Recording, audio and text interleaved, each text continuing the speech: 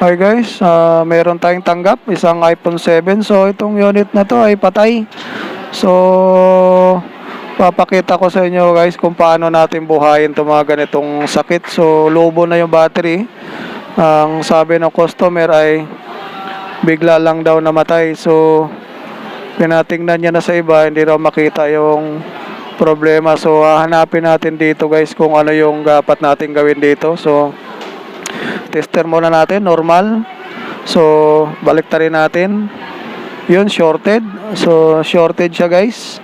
So, hahanapin natin guys kung ano yung problema nito.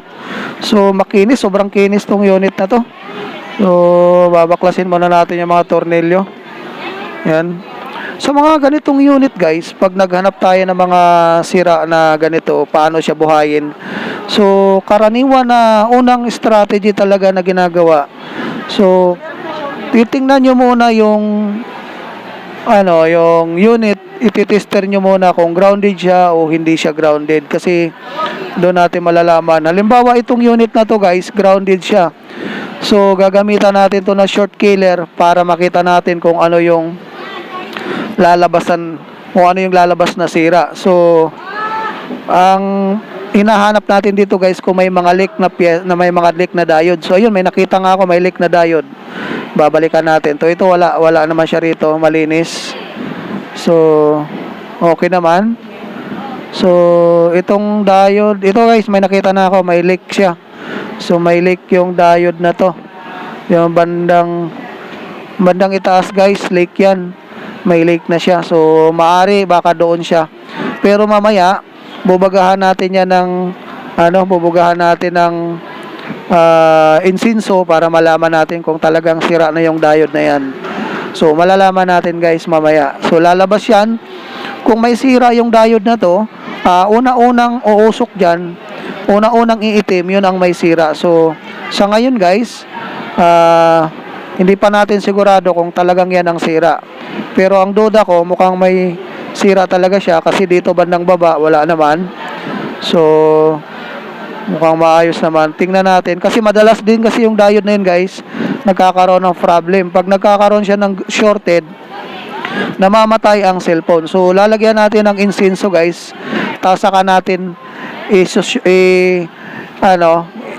pipitikin ng short killer kung sira na ba talaga siya.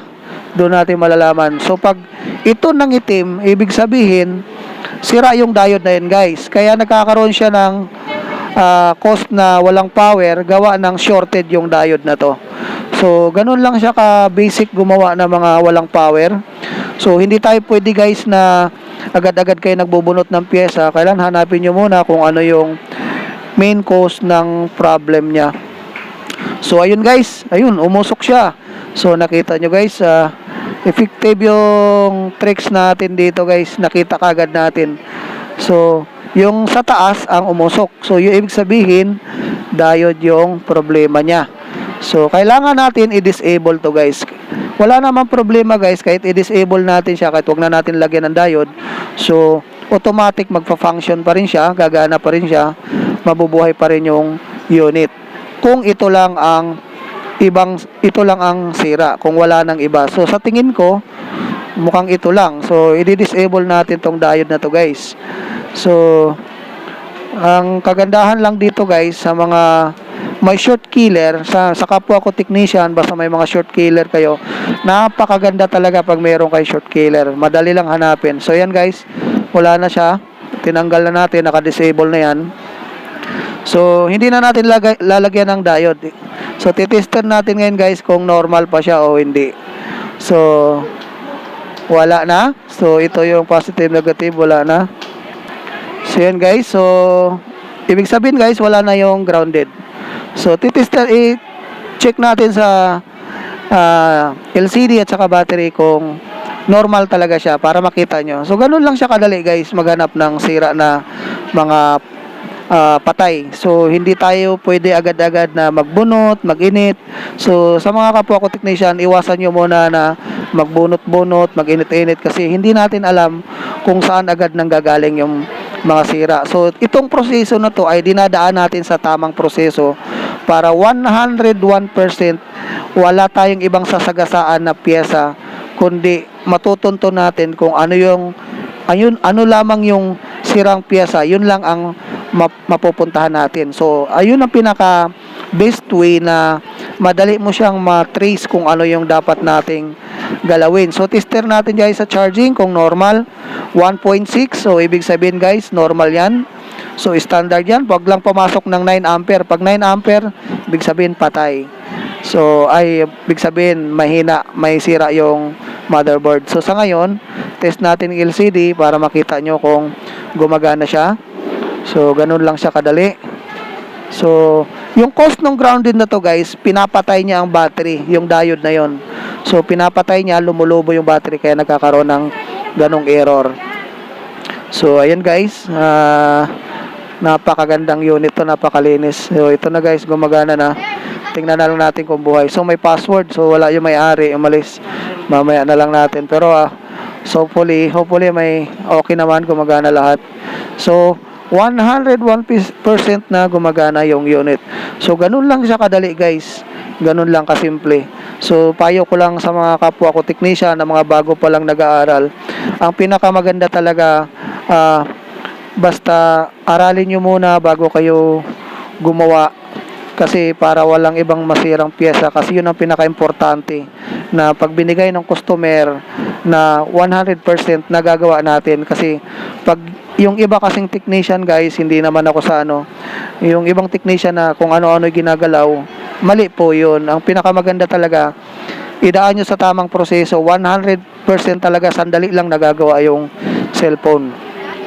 Hindi pwede yung bunot-bunot, init-init, hindi natin alam kung ano yung ginagawa natin. So itong procedure natin na ginagawa sa tinuturo ko, napakasimple lang, napakadali. So wala pang 10 minutes ay 15 minutes, tinapos na natin.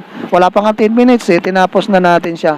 Napakadali lang. Pero sa iba, hindi nila alam to kasi ang ganitong mga sakit guys ay mahirap talaga hanapin. Pero kung sa iPhone ang pinagbabasihan natin, napakadaling gawin ng iPhone compare mo sa Android. Sa Android kasi guys, hindi mo matitrace agad. Pero sa iba namang technician guys, pag sinabing iPhone, mahihirapan sila kasi hindi nila napag-aralan. Ang pinakamaganda lang dito guys, pag napag-aralan mo talaga ang isang iPhone, basic na lang sa'yo. Napakadali na lang gawin talaga. So, sa iba, hindi na nila alam kung ano gagawin. Pag ikaw naman technician na masipag ka mag-aral, maniniwala ako sa guys na gagaling ka pa kahit sa mga magagaling pang ibang technician, gagaling ka pa basta payo ko lang aral. Yan sa mga kapwa ko technician, sa mga nagko-comment, ang gusto ko lang makatulong. Ito mga tricks na to na mga tinuturo ko ay malaking tulong sa inyo. So hopefully ay hindi ito magkakaroon kayo ng idea. O sa mga bago kong sana makapag-subscribe kayo para ma-update kayo sa mga bago nating upload. So yun ang pinaka the best dito guys. Sa mga nagtatanong dyan guys, kung may mga tanong kayo, comment lang, sasagutin natin, o kaya add nyo ako sa FB page ko o sa Facebook page para makatulong tayo sa mga kapwa natin technician. Yan ang mga importante ngayon. So thank you sa lahat ng sumusuporta sa channel ko. I hope na nakatulong ako sa inyo. So sa ulit na naman na upload. So marami pa akong i-upload. Nga lang medyo na busy lang tayo, kaya ang mga ina-upload ko lang yung mga tricks na madali nyong mapag-aralan kung paano hanapin yung mga grounded. So aralin nyo lang, marami pang video na dapat nyo pag-aralan. Sige, salamat guys sa ulitin ulit. So